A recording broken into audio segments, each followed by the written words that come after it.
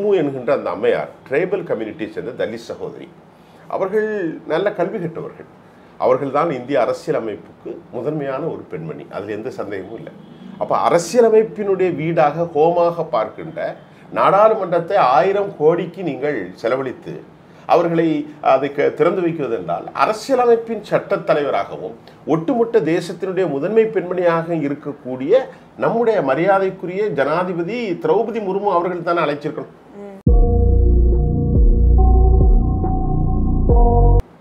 இந்து தானே ஒரு சக்கிலியரை கொண்டு போய், ஹிந்து தானே ஒரு பறையரை கொண்டு போய், ஹிந்து தானே ஒரு நாடாரை கொண்டு போய் தேவர வை, யாரும் வர மாட்டாங்க.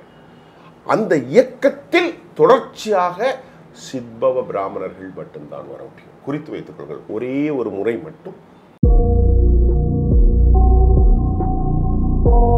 RSS 1925 ஆரம்பிச்சு இன்னைக்கு வரைக்கும் 1 வருஷம் 100 வருஷம் ஆக போகுது.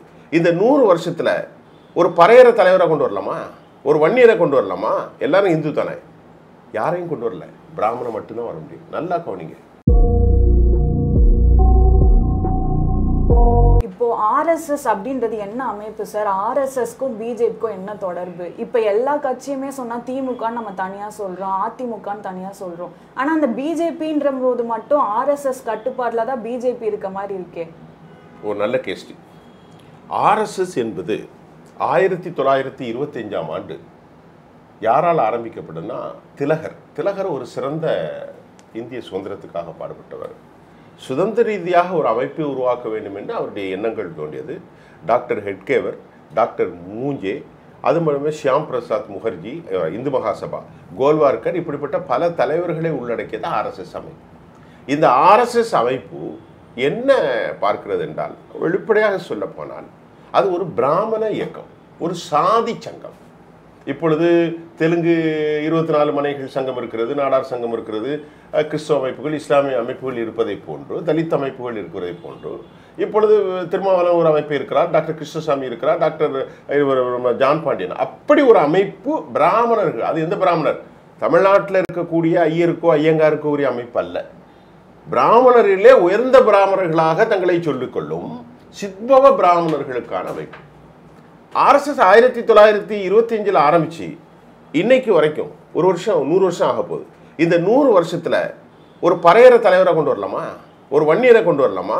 எல்லாரும் இந்து தானே, யாரையும் கொண்டு வரல, பிராமணன் மட்டும்தான் வர முடியும். நல்லா கவனிங்க. இந்து தானே ஒரு சக்கிலியரை கொண்டு போய், ஹிந்து தானே ஒரு பறையரை கொண்டு போய், ஹிந்து தானே ஒரு நாடாரை கொண்டு போய் தேவர வை, யாரும் வர மாட்டாங்க. அந்த இயக்கத்தில் தொடர்ச்சியாக சித்பவ பிராமணர்கள் மட்டும்தான் வர முடியும். குறித்து வைத்துக் கொள்ளுங்கள், ஒரே ஒரு முறை மட்டும் ஒரு உயர் சாதியில் தான், அது வேற ஒரு பிரிவு, ஒரே ஒரு முறை மட்டும்தான் வந்தாங்க. அப்ப அந்த இயக்கம் ஹிந்துக்களின் நலன்கள் என்று சொல்லி அனைத்து ஹிந்துக்களையும் ஒன்றிணைத்து விடுவார்கள். ஆனால் அவர்கள் நோக்கம் பிராமண தர்மத்தை, மனு தர்மத்தை, வர்ணாசிரம தர்மத்தை மேன்மைப்படுத்த வேண்டும் என்கின்ற உயர்ந்த கொள்கை தான் அவர்களின் கொள்கை. அவர்களின் கொள்கை இதுதான் உயர்ந்த கொள்கை என்று. ஆகவே தலித்துகள் பறையர்களாகவே இருப்பார்கள். இன்றும் கூட ஒரு உதாரணத்தை நான் உங்களுக்கு சொல்கின்றேன். முர்மு என்கின்ற அந்த அம்மையார் ட்ரைபல் கம்யூனிட்டியை சேர்ந்த தலித் சகோதரி. அவர்கள் நல்ல கல்வி கற்றவர்கள். அவர்கள் தான் இந்திய அரசியலமைப்புக்கு முதன்மையான ஒரு பெண்மணி. அதில் எந்த சந்தேகமும் இல்லை. அப்போ அரசியலமைப்பினுடைய வீடாக ஹோமாக பார்க்கின்ற நாடாளுமன்றத்தை 1000 கோடிக்கு நீங்கள் செலவழித்து அவர்களை அதை திறந்து வைக்குவது என்றால் அரசியலமைப்பின் சட்டத் தலைவராகவும் ஒட்டுமொத்த தேசத்தினுடைய முதன்மை பெண்மணியாக இருக்கக்கூடிய நம்முடைய மரியாதைக்குரிய ஜனாதிபதி திரௌபதி முர்மு அவர்கள் தானே அழைச்சிருக்கணும். அரசியலமைப்பினுடைய இல்லம்தான் எது? இந்திய நாடாளுமன்றம். 1000 கோடியிலே நீ அதை கட்ட போற, கட்டி டெக்ளேர் பண்ணும்போது யாரை அழைத்து துறக்க வேண்டும்?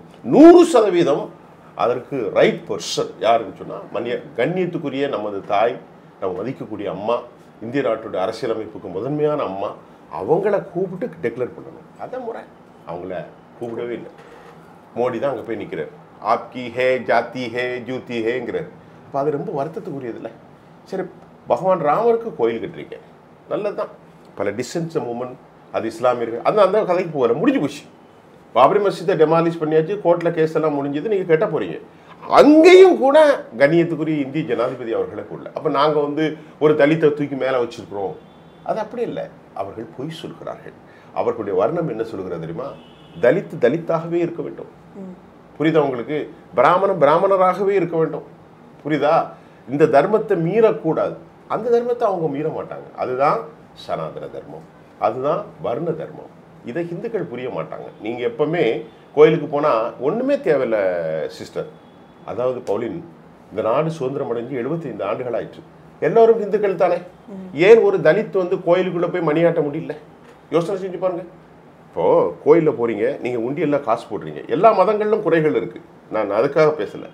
என்ன ஏகம் ஏவம் அத்விதாயம் நா கஸ்ய கசி ஜனிதனா கதிபத் நா தஸ்தி பிரதீமாஸ்தி மா சதஞ்சதீவி சன்சதா கிருதம் கிருதம் ஹிருதிஸ்த மனசையா ஈனம் ஏவம் விதூர் அமர்த்தஸ்தி பவந்தி அந்த தாமி பிரவசந்த ஏ முச அசம்புதி முபாசத்தை.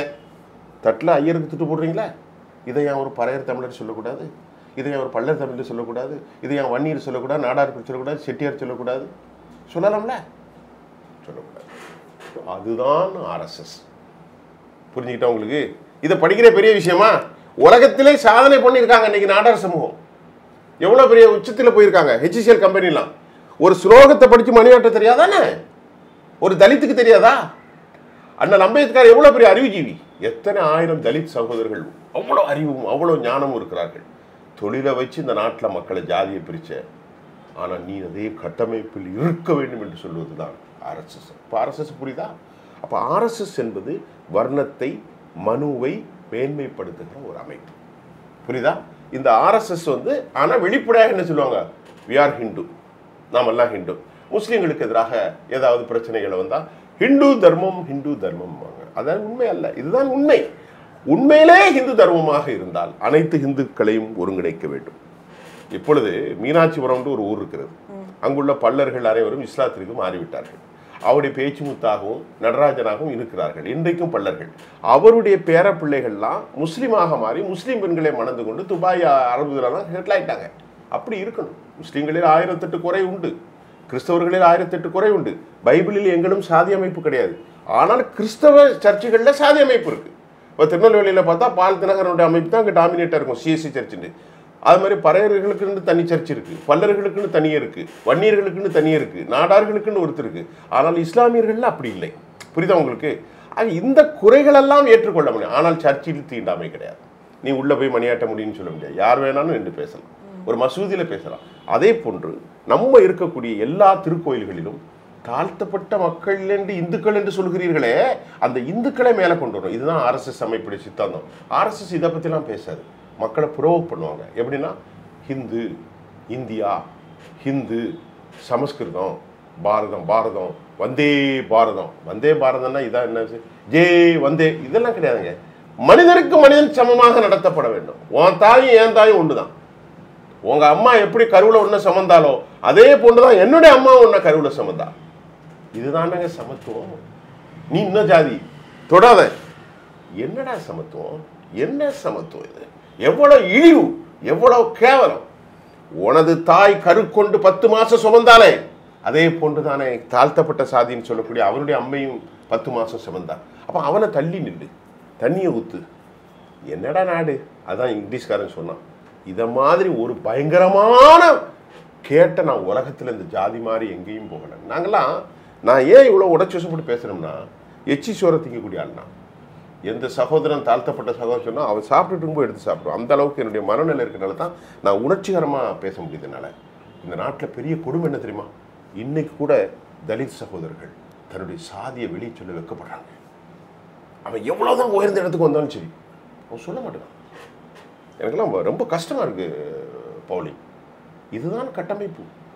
எத்தனை வருஷம் ஆச்சு? அதை மாற்றுங்களேன், அதை மாற்றுங்க சார். இதுதான் ஆர்எஸ்எஸ். ஆர்எஸ்எஸை பற்றி நிறைய பேசலாம். இதில் பல சித்தாந்தம் இருக்குது. முஸ்லீம்கள் ஒடுக்குமுறை, கிறிஸ்தவர்கள் ஒடுக்குமுறை.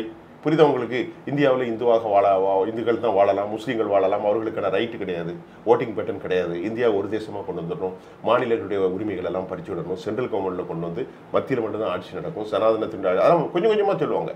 இதுதான் one nation, one country, one nation format. அதில் கொண்டு வந்துடக்கூடாது. ஆர்எஸ்எஸ்ன்னு கொண்டு தந்தை பெரியார் அவர்கள் வந்து ஆர்எஸ்எஸை பற்றி ஏன் புகழாரம் சொல்லுவாங்க? பெரியார் எல்லோரும் சமத்துவம்னு சொன்னார். திராவிட கொள்கை சமத்துவமாக சொல்கிறது. இதுதான் ஆர்எஸ்எஸ். ஆர்எஸ்எஸ் என்பது ஒரு பிராமண சாதி இயக்கம். திராவிட இயக்கம் என்பது அனைவருக்கும். It's for all. இன்னும் நிறைய பேசலாம். அடுத்த கட்டத்தில் ஆர்எஸ்எஸை பற்றி தனியாக பேசலாம்.